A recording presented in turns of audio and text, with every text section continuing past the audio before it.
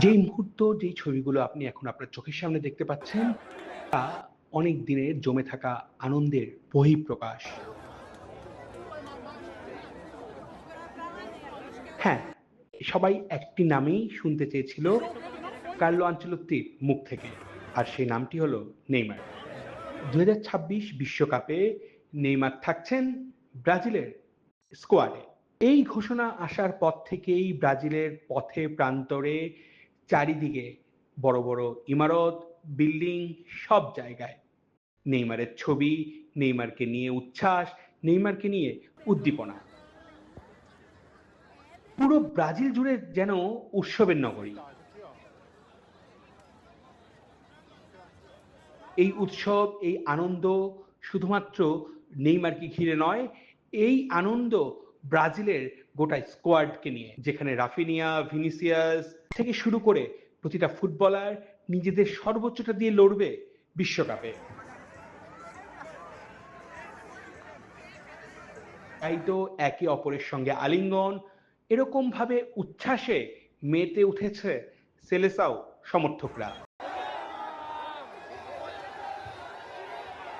শুধুমাত্র ব্রাজিল বললে ভুল হবে, গোটা বিশ্বেই নেইমার ভক্তের অসংখ্য ফলোয়ার, অসংখ্য ফ্যান, অসংখ্য সমর্থক রয়েছে। তারা সবাই আজ আনন্দে মেতেছে, উচ্ছ্বাসে মেতেছে, কারণ তাদের স্বপ্ন যে পূরণ হয়েছে। যেই নেইমার ব্রাজিলের হয়ে সর্বোচ্চ গোলদাতা, যেই নেইমার দিনের পর দিন ব্রাজিলের ফ্ল্যাগ নিয়ে এগিয়ে চলেছে, সেই নেইমার ইনজুরির কারণে অনেক দিন দলের বাইরে ছিলেন। ২০২৩ সালে উরুগুয়ের সঙ্গে ছিল তার শেষ ম্যাচ। তারপর সে ব্রাজিল দলের ডাক পাবে কি পাবে না সেটা নিয়ে ছিল শঙ্কা, সংশয়।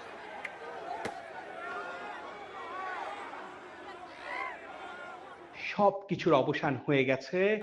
নেইমার থাকছেন ব্রাজিলের দলে। যে বিমানটা ব্রাজিল থেকে উড়াল দেবে ইউএসএ তে, সেই বিমানে থাকবে নেইমার, সেই বিমানে থাকবে রাফিনিয়া, সেই বিমানে থাকবে ভিনিসিয়াস, সেই বিমানে থাকবে ব্রাজিলের ফুটবলাররা, যাদের লক্ষ্য হবে হেক্সা। ষষ্ঠ বিশ্বকাপ আসবে কি আসবে না সেই চিন্তা অনেক পরের। প্রথম ম্যাচে মোরক্কোর মুখোমুখি হতে হবে। মোরক্কো কঠিন প্রতিপক্ষ। তারপর ব্রাজিল চাইবে, নেইমারের দল চাইবে পুরোপুরি শক্তি দিয়ে বিশ্বকাপের সর্বোচ্চ স্থান পর্যন্ত ব্রাজিলকে নিয়ে যাওয়ার।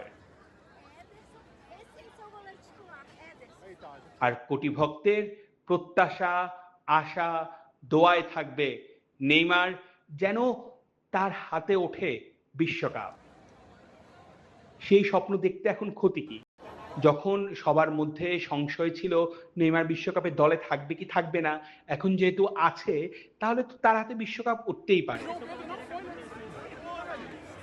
দীর্ঘদিনের অপেক্ষা ২০০২ এর পর জার্মানিকে হারিয়ে রোনালদোকে বিশ্বকাপ দলে নেয়া না নেয়া নিয়ে যে ঘটনা ঘটেছিল, ঠিক নেইমারের বেলায়ও একই ঘটনা ঘটল। তার মানে কথায় বলে ইতিহাস বারবার ফিরে ফিরে আসে। সেই ফিরে ফিরে আসার উপলক্ষই যেন নানাভাবে তৈরি হয়েছে। বাংলাদেশের সমর্থকরাও কিন্তু আশায় হয়তো এবার ব্রাজিলের হাতে উঠবে শিরোপা। এগুলো তো সব কথার কথা, মাঠের লড়াইটাই তো আসল। সেই শক্তি, সেই সামর্থ্য ব্রাজিল দলের অবশ্যই আছে।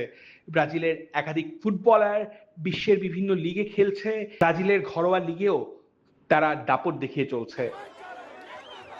কার্লো আনচেলত্তির মতো একজন মাস্টার মাইন্ড যখন ব্রাজিল দলে আছে এবং নেইমার যখন ব্রাজিলের প্রতিনিধিত্ব করছে, তখন তো এই উচ্ছ্বাস, এই উদ্দীপনা সবকিছু তো সেই বিশ্বকাপে নেইমারের জাদু দেখতে মুখিয়ে আছে সবাই। অর্ণব বাপি, ল্যাটিন বাংলা।